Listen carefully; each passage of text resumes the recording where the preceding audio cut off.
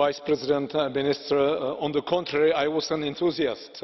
In fact, for me, this was one of the top priorities with which I went to the European Parliament, and I still remember, Vice President Timmermans, our meeting in November of 2014, where we exchanged views, and I can understand what you say today, that you had higher ambitions. So did I think that many of us, but also the reality is that many of us had lower ambitions. So what we stand today in front of is a compromise which you call half full glass, maybe a bit more than half full, I would say, but I think it's a good agreement, and I think that we can make it a full glass with implementation. I had the privilege to work closely with our negotiator, Guy Verhofstadt.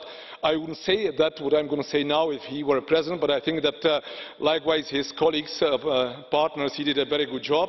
And I think that we have an agreement that we can implement today, and we can implement so that the glass, as I say, is full. One example, for example, I could delete a bit of burden of that sentence, but very briefly, the administrative burden survey.